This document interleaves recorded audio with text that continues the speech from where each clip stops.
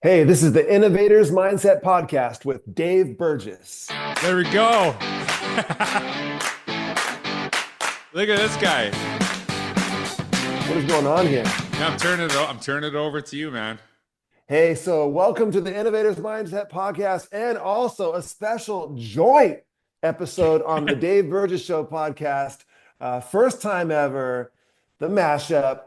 And I am here joined with George Couros, and it's a special occasion, and it is because October 21st, 2025 was the 10-year anniversary of the publication of George's book, The Innovator's Mindset, Empower Learning, Unleash Talent, and Lead a Culture of Creativity. So congratulations on the 10-year anniversary, George. And like it's really kind of fascinating that first of all, people are still buying the book, right? Which is Yeah. really, really cool. And to write a book on innovation that is relevant 10 years ago. And I think, you talked about it in the foreword about like, this is not gonna like solve your problems or anything like that, but it's really kind of how you look at things and find your own way. But that was like one of the goals of the book, is that really people kind of look at themselves to figure out their own problems. So like I remember talking to you about it, and I'm trying to remember, was it in Tennessee that we were speaking? I know we met at a conference, we were both keynoting together. Where Yeah, was and that? Do you remember? I think I'm it sure might it's have Tennessee. been, and it was what's amazing is someone from the audience took a picture Yeah. of that conversation, and I have that picture of the two of us chatting on the side of the stage. Yeah, because like when you like I had, and I talked about this just recently, I had an email with a contract with another company to publish it, but they were like, this sucks. Like they didn't say that, but oh, the feedback was like terrible. And then I saw you and you're like, hey, just like before you sign anything, send it my way. I'm like, and I was like a little nervous because I'm like, I don't want to hear it sucks again. Do you know what I mean? And then Yeah, I right. actually remember you said to me, and I'm paraphrasing, but it was pretty close. You're like, this is exactly what we want to publish, right? And Yeah. I was like, okay, maybe I'm not, maybe I'm not a terrible writer. So it was like, I just remember that distinctly how, could it, and we were just talking about this before the podcast. If I would have went with the other company, I don't know if if it would have been the same book, because they Right. wanted something very academic and it wasn't my style. It wasn't the way that I would want to read. So I'm so grateful that, we had that moment, and really like, it's one of those trajectory changing moments in my life for sure. So I really Yeah. appreciate it. Well, and I've told you this privately, but for everyone to hear, it was actually a trajectory changing moment for us with DBC too, because we were a young publisher, just it didn't have very many books at all. Mhm. And when you took the leap to, trust your message with us, that was a that was a big moment for us as far as like kind of getting credibility in the space, I think, because you were already speaking at conferences, keynoting, and when this book came out and took off, I did a lot to lend a lot of credibility to our line of books too. So I always appreciate the fact that you trusted us. Well, you liked it, so how could I did. I? I don't know if anyone else, right? But that was, yeah, it's amazing, and so it is interesting. Now we co-own a company together, and yeah, Yeah. that moment. So I'm actually letting you lead the podcast. I don't know, and typically I'll Yeah. just like So ask a few questions, but I'm yeah, letting for this is a sure. So Dave Burgess takeover, and this is, by the way, this is an innovation. This is something I do that you need to do more. I always double dip stuff, right? I'm like, you post on yeah, yours and I'll post on mine, and we both get a podcast out of it. Let's go. totally. I love it. All right. So here's I think the most pressing thing, and that is that really when I look at the innovator's mindset and read it in today's time with everything that's going on, AI, all this kind of stuff, I still feel like it's as relevant today as when you wrote it in 2015. And what is it about the innovator's mindset you think that has kept it so evergreen?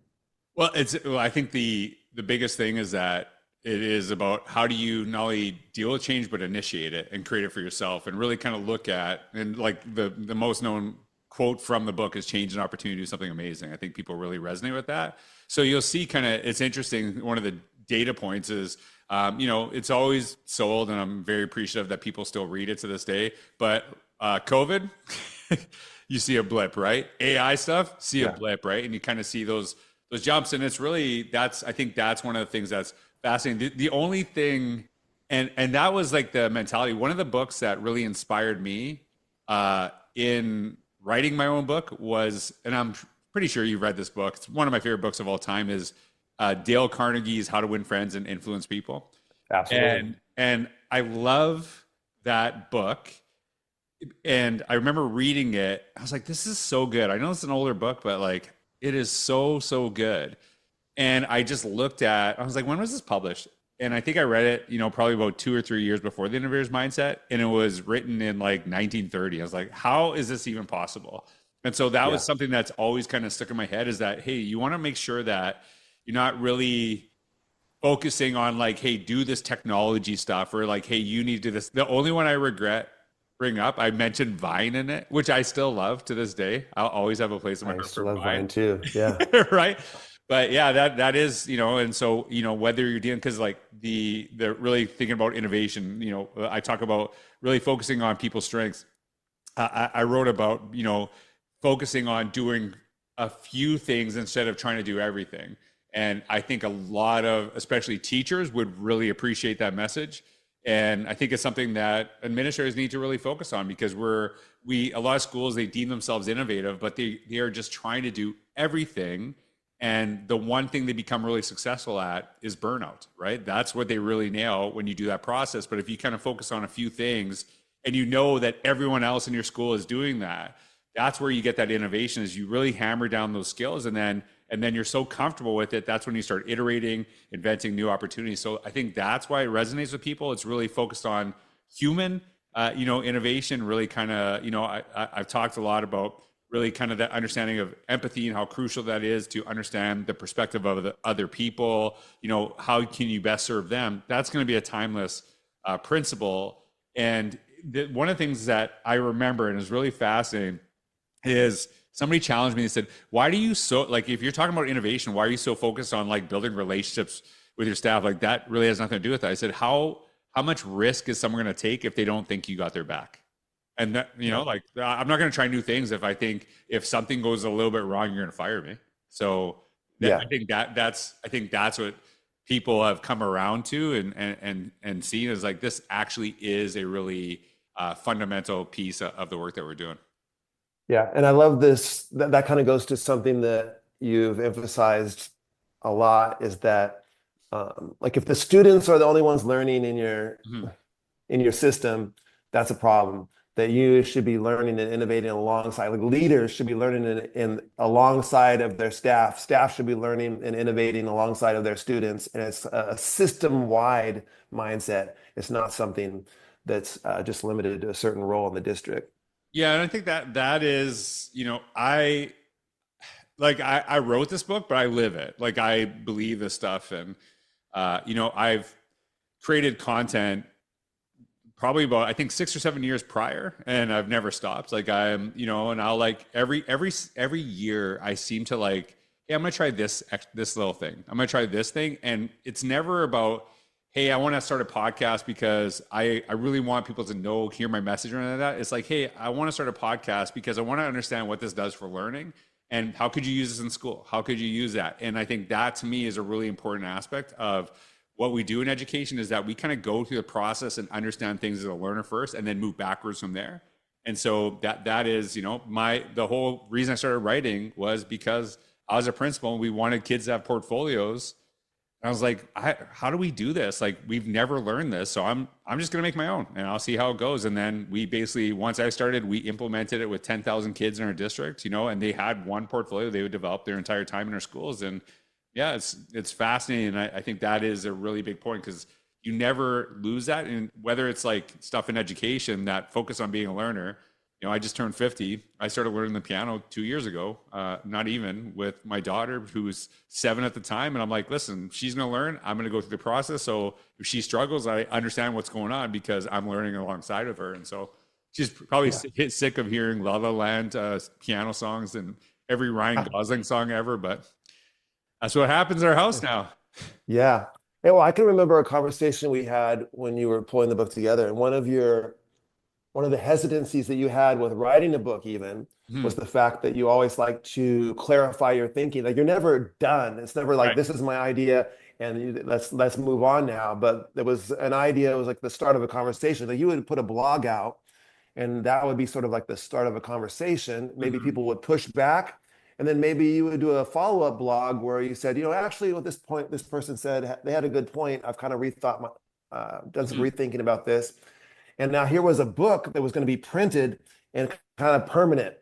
And so you were nervous about that, like putting something down because it was so important to you that we should always be challenging what it is that we're saying. Well, and I think that process and understanding that is helped me. I think it pushes me to have humility in the work that I do, and really has probably helped me with my keynotes and speaking to groups. And I know it's something that you are really focused on when you speak to groups as well too. Is like, listen, I'm sharing some ideas with you, but at the end of the day, your context, your community. You have to kind of make them fit and work in your space. So like when you're talking about the concepts in Teach Like a Pirate, you're not saying like everyone has to teach the way that I teach. You have to kind of like look at some of the things, even like there's a lot of innovation in Teach Like a Pirate, right? Like it's not like if you do this, you will be successful. It's like, hey, here's an idea. How do you make it your own? How do you create that? And I Yeah. think that's where I really emphasize is that really how to that you're always evolving in your own practice. And the beautiful thing is the book is written, but I could keep the conversation going through the blog. And I think when you're like, Right. hey, no, this is the idea, this is the only way it's done, then when you find out you're wrong, if you say that and then you're wrong, then you will defend that you're wrong because it's in print. Whereas it's like, hey, this is, here's an idea. Here's something I was thinking about. I'm not saying if you do this, and I said, if you're looking to read this book and then all scores will go up immediately because I've told you the pathway to do it, it's the wrong book. It's really kind of how do you actually kind of figure out your own pathway forward. So I think that Yeah. to me is, it forces you to have humility. And I think that is something that is especially needed in a culture today where it's like, even like I follow a lot of stuff with fitness is like, you're doing this exercise wrong. And I'm like, I did that and it's helped me tremendously. So I don't know where you're getting at. So it's like, hey, like here, like I always try to go, here's something that worked for me, not this is what you should do. Yeah. I think part of that evergreen, the fact that the book is so evergreen comes back to that idea that in the book you said innovation is not about the stuff, Mhm. it's a way of thinking, right? And so the stuff is going to change, the technology is going to change the tool. If you wrote an ed tech book, then as soon as those tools become obsolete, the book is obsolete, right? But now, um, like when I was revisiting the innovator's mindset to have this conversation, in my head, I was thinking like, oh my God, this applies to everything that schools are going through right now with AI and all the decisions they're making with artificial intelligence and this whole concept of, like you said in the book, asking what is best for this learner. Mhm. And all those questions are so important, even today with all these new developments that we have. Yeah, and I think it's like, and it's interesting because that is an emphasis. You didn't say student, you said learner. And so even seeing your staff as learners and really kind of working backwards, it's like, hey, we need to focus on finding the strengths of our students, but here's all the things you suck at as a staff. It's not, doesn't really work that way. It's really like, hey, if you want people to really tap into their passions, their strengths, in classrooms, you got to do that with your staff as well. And that seeing them as learners and helping them kind of find their own pathway and figure out, if I was to leave, could they still learn on their own? That applies not only to, teachers, but administrators. Like, are you putting people in a situation they can figure out their own solutions, without your presence? I think that matters more than ever. Yeah. Another thing you mentioned in the book was creating a culture of yes. And Hmm. so I was wondering how you feel about that, looking back at it, and like how important and significant that is. Yeah, and the culture of yes, it's interesting because I referenced Chris Kennedy as a superintendent in West Vancouver, one of the um, most forward-thinking leaders I've ever met, and does some really incredible things in his work. But one of the stories I told, and maybe this is a little behind the scenes, but maybe I shouldn't. I can tell now. I wrote about a teacher that wanted to blog, and it wasn't about blogging. It was about, it was like, hey, I want to try this new thing. And the feedback from the administrator was, no, you can't do that. And the teacher's like, why not? And it's like, because if you do it and it's really good, everyone will be expected to do it. I'm like, if it's good, maybe everyone should do it. Yeah. Right. Like, so it was like, hey, and that's a lot of times, a lot of teachers that are listening to your podcast, they'll listen to my podcast. One of the frustrations they probably feel is that when they do new things, they sometimes get ostracized and they feel they have to be pulled down, even by their colleagues sometimes, like they're wanting to try it, as opposed to like, hey, no, don't do that, because if you do it, we'll all have to do it, as opposed to, so we kind of like shrink ourselves, as opposed to like, hey, I'm doing this thing, I'd love to help you and to help you grow with this, but it is really helpful to our kids. And so the little behind the scenes story, that was actually, I said a teacher, but it was my principal, at the time as a teacher. I've never said that out loud I think on any recorded, but when you see that shrinking down, like saying, no, you can't do this because of that, it doesn't just take stuff away from me. A bunch of other people see that, we become frustrated. They're like, well, I'm not even going to try because you see what happened to George. Like, I'm not doing that. And I think, we don't, if we're like, hey, I really want to see if we can run with scissors and see how that goes. Like, obviously there's things that are ridiculous, but you really want people to try new things, to be excited about them, and actually, help guide them. One of the questions that I ask teachers quite a bit, because I'm really interested in, leadership and school leadership. I'll say like, how's your principal? And if they say, oh, they let me do anything, I'm like, that's not a good sign. Like, that is not a good sign. And it's not that I'm not talking about not autonomy, but the administrator should push you to be better. And it doesn't mean that they say no to everything. It's like, hey, yeah, like, I love that idea. Have you thought about this? Have you do this? And maybe do some of that guidance. Like a really great administrator, in my opinion, mentors and helps people. They should be better because of their presence, right? It's like having you and I are really into sports. It's like having a coach that just lets you do whatever. The coach should make you better. And I think that's a really important part of being an administrator. It's not like, hey, just take the ball and do whatever you want with it. It's like, hey, like, we want you to try things. We want you to do this, but we want you to be, to grow and to get better. And I think that is really crucial, because, that's the same thing we want in our classrooms. The kids are better because of the teacher. Yeah. Hey, so one of the more viral graphics on social media from the Innovator's Mindset, I think, was the one where it showed I think it was like 8 things that you should be looking for in a classroom. And when you look back at those 8 things, do you feel those are still the 8 things? Would you change any of them, or do you think those are still the 8 things that we should be looking for in a classroom? Well, I don't know if I would change any of them, to be honest with you. So I talked about, I think I'll play devil's advocate to myself here. The number one thing that I talk about is voice, right? Is having this. And I'm really big on the importance of, really student voice, listening to our students, tapping into their wisdom. So I'll actually list them off for you. Voice, choice, time for reflection, huge. Opportunities for innovation, critical thinkers, problem finders and solvers, self-assessment, and connected learning, the ability to connect with other people. But the one I'm going to talk about specifically is voice. Is we really emphasize the importance of student voice, right? And hearing from our students. And I think one of the reasons is a lot of times we only listen to the people that necessarily make us feel good. So think about student leadership conferences, or student conferences just in general. Often schools send the kids who are like, I love school the way it is, because they feel it's a good reflection of them, but they rarely share the voice of the kid who hates school, right? Because it's like, might not like make it look good, but that's who you should be also listening to as well. There was a really great meme or tweet, I can't remember, and it was said, hey, I want to hear from the I love hearing from the valedictorian, but I also want to hear from the student with the worst grades. Let's hear both sides of the story. I'm like, that's pretty accurate. So I think that one really connects with me. But I think, and maybe this is in time for reflection, the thing that I've really emphasized, especially over the last few years, is that as much as we need to really empower the voice of the people we serve, we also have to learn to listen.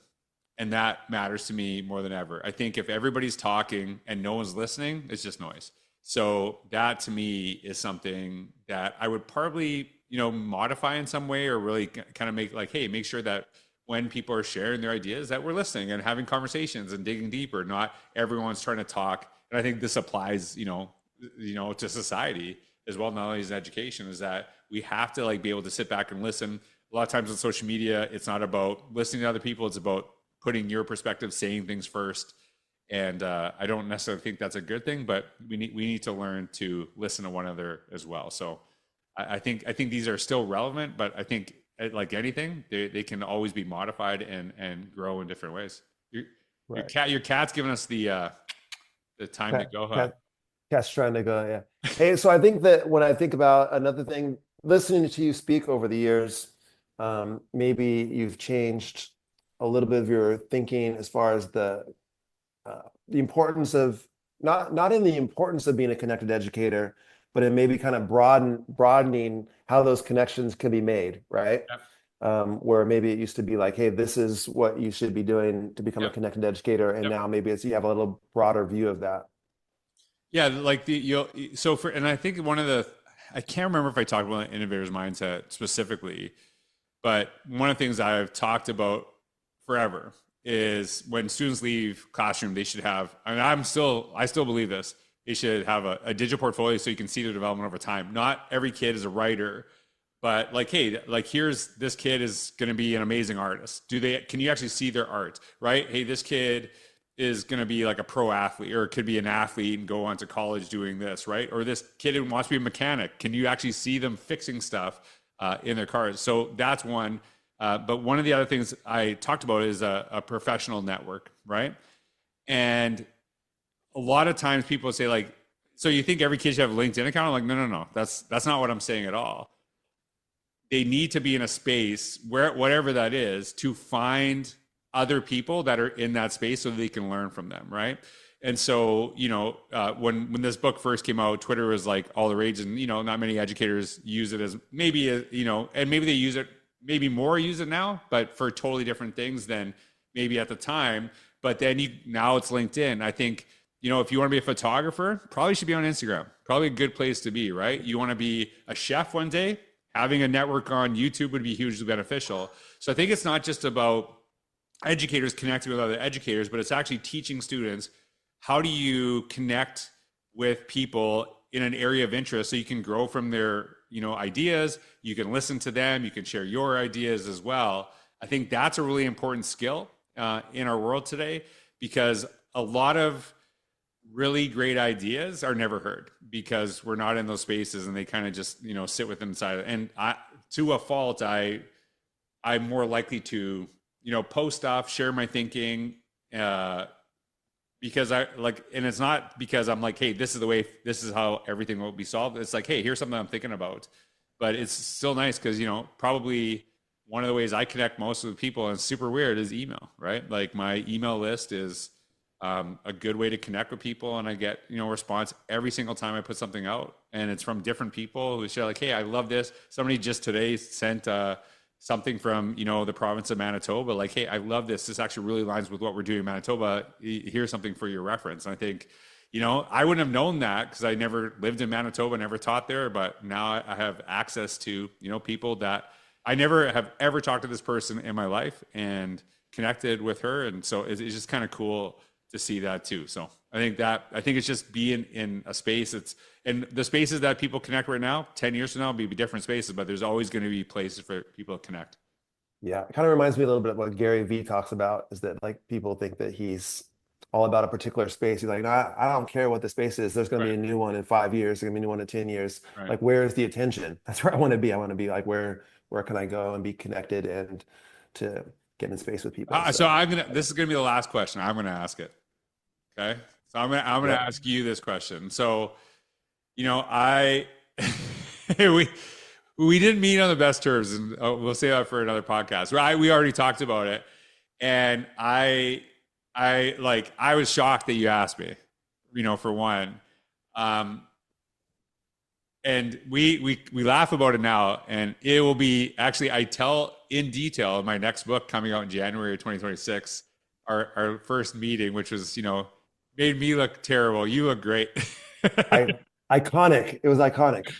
But it's so good. And I really appreciate that. But like, why did you feel, to take it? Because I know it wasn't just about, I knew you appreciated, my work. It wasn't just, the network that I had built or like that. Like what made you see something when it first came out?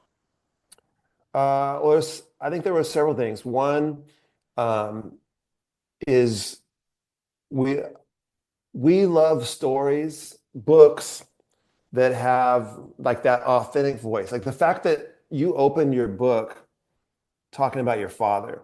Mhm. Like that was something I think I even mentioned to you back at the time is like this, like the idea that you open your book talking about your father and bringing that personal story. And so many people write from a third person formal academic position.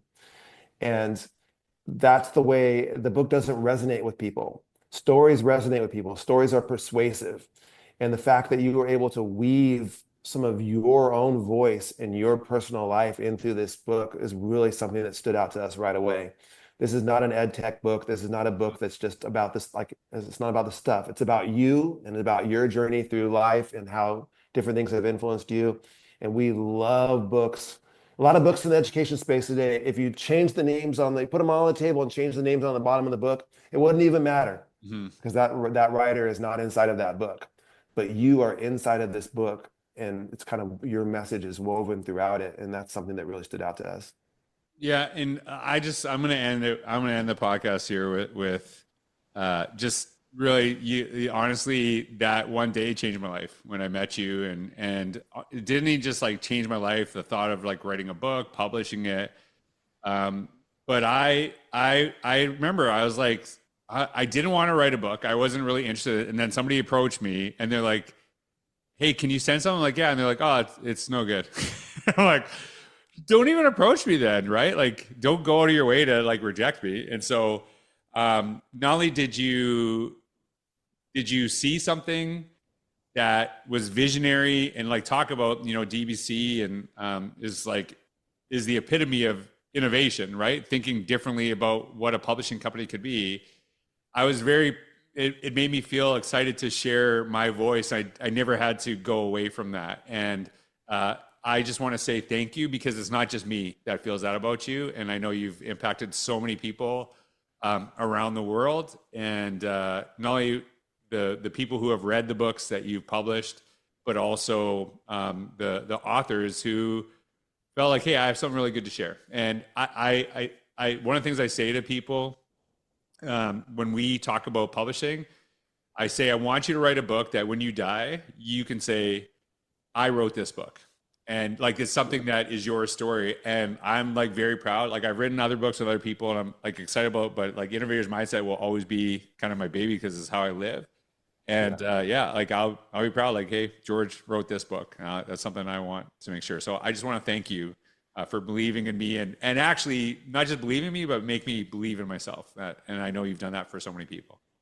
Yeah. Well, that whole connection and our paths crossing was a game changer for me and for DBC as well. And so um, we'll always be very grateful that you were willing to. Yeah. I don't know if you want to tell this story, but like I remember another thing you told me is that there was a particular person, I won't say their name, Yeah. but a particular person said, "Hey, are you serious? Like you're gonna have like a pirate head on the side of your book forever?" And you said, I think what your comment was like, I'm pretty sure people used to say that about like the penguin too. Right. Yeah. Yeah, Actually, I was like, who? I was like, oh, yeah, I remember. We won't say, yeah, but I remember. yeah. I'm like, yeah, no. Yeah. That was my, yeah. And so, yeah, We'll just leave it at that. we'll leave it at that. Yeah. All Anyways, right. Hey, George, you finish. congratulations on 10 years of making a huge impact. As I wrote in my post, this book is used in education departments at universities. I know you've zoomed in and talked to Mm. professors who use this with their students, leadership teams, district, whole districts have adopted the book, whole school systems have adopted the book. It's had a huge impact in the world of education. Can't think of really another book over the last 10 years that's had a bigger impact in the educational world. And so, congratulations on 10 years of the Innovator's Mindset. Thanks, my brother. Love you, man. Love too.